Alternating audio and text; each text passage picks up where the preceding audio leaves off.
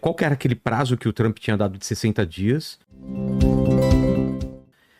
E o que exatamente os Estados Unidos fez e propôs para o Irã para essa guerra terminar?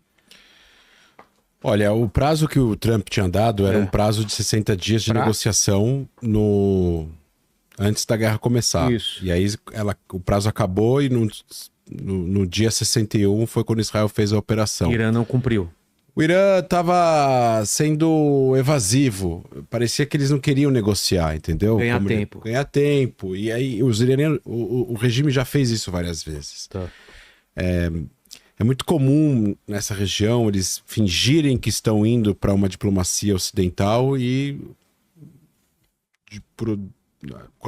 quando apaga as luzes fazem outra coisa. Quando Israel faz isso, Israel tem uma capacidade militar criativa, como o Marcelo estava fazendo, de lidar com essas questões por si, sozinho. Então Israel não tem esses bombardeiros, Israel não tem essa bomba de 14 toneladas, que é a maior bomba convencional que já existiu, que é a primeira vez que ela é usada em combate, inclusive. É a primeira vez, né, Marcelo, que ela é usada em combate, né? Essa bomba de 14 toneladas. Sim. Então, assim... Precisa de um avião especial para levar ela? Então, Israel tinha como lidar com Fordo de outras formas. Eles dizem que sim. Quando eles lançaram a operação para eliminar o perigo de um Irã nuclear. E como eles iam fazer isso, eles não divulgaram, obviamente. Eles não iriam iniciar uma operação se eles não conseguissem terminar por cumprir esses objetivos. Os Estados Unidos entram no conflito nesses 12 dias, nesses 10, 9 dias que existiram antes dos Estados Unidos entrar e atacar as 3 usinas.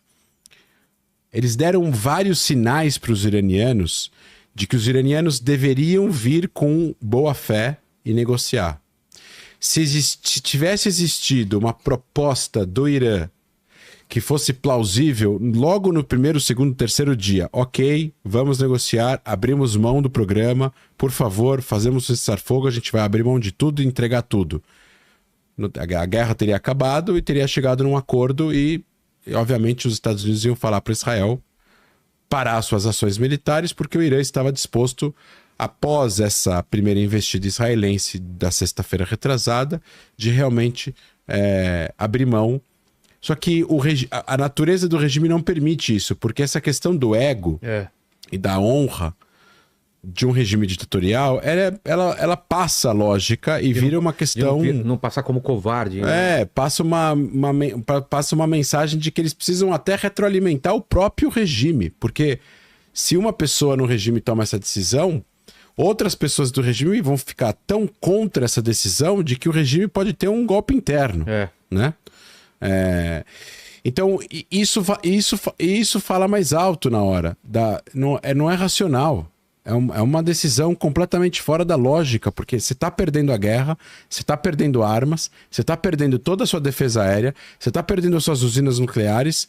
Tudo bem, você ia ter que abrir mão das usinas nucleares, você ia ter que abrir mão do urânio enriquecido, mas você ia salvar todo o resto e, principalmente, você ia salvar vidas. Mas eles não se importam com isso. E aí foi indo a passos largos duas coisas: a vitória militar de Israel e o entendimento americano de que os iranianos não vão ceder. E eles só vão ceder quando eles entenderem de que acabou o jogo. Não vai ter nenhuma outra forma a não ser o uso da força para que eles entendam de que a gente não está blefando.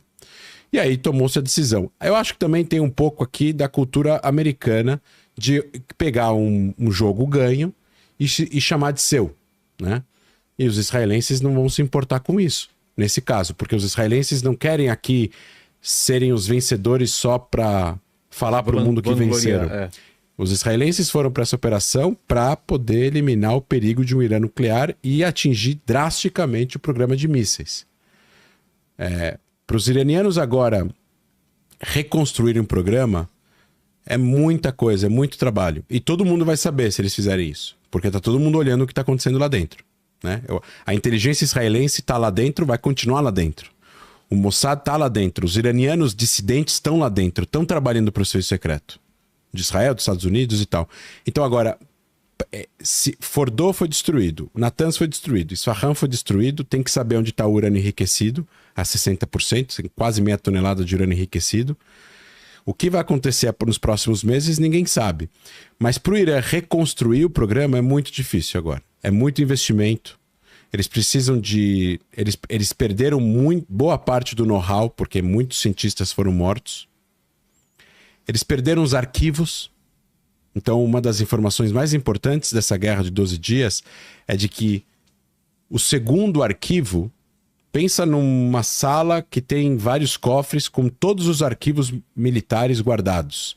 CDs, disc on key, pendrives, HD externo, todo o conteúdo de pesquisa e produção das centrífugas e do urânio. E de uma bomba, e do artefato. O primeiro arquivo foi roubado em 2000, eu não lembro agora o ano exato, mas Israel roubou o arquivo. Uma operação secreta do Mossad.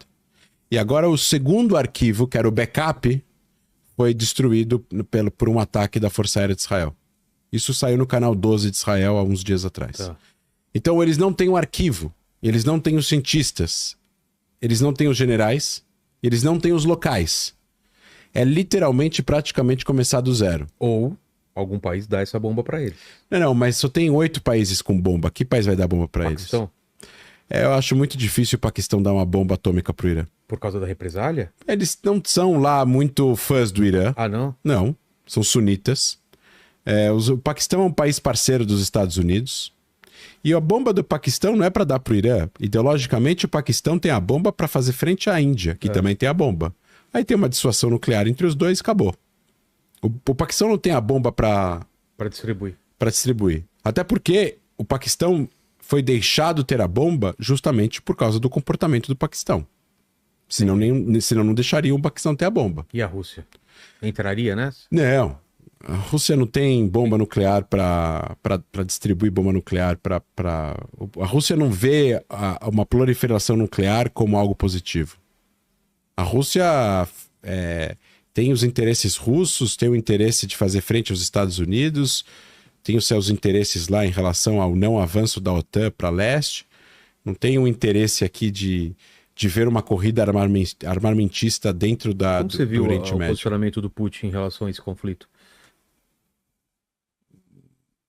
Equidistante. Marcou a presença, mas também nunca foi... eu vi agora, enquanto o Marcelo estava falando, ele falou assim, nós estamos dispostos a ajudar o Irã dependendo do que eles pedirem. Dependendo do que você pedir, eu vou falar não. De repente, do que você fala assim, eu vou falar sim. Parece meu pai quando era criança. Então, pode escolher o que você quiser, eu só vou falar não. Não tem muito apego aqui. O Irã, a Rússia fala com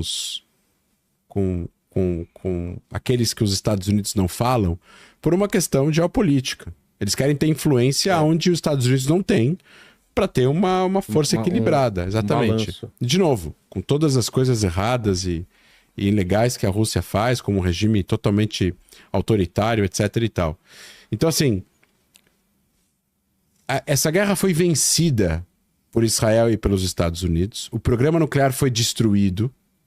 Muito difícil reconstruir ele. Vai ter que investir, assim, bilhões de dólares e muito esforço. Então, por enquanto, o perigo de um Irã nuclear não existe mais. Tá. Sua força militar, principalmente a força que tem poder de fogo para atingir Israel, foi duramente atingida. Lançadores, mais de 400 destruídos, então tem que fabricar novos lançadores.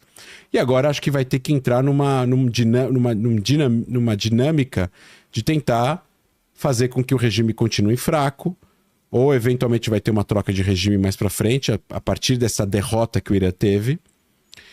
E a gente vai ver um cessar-fogo temporário.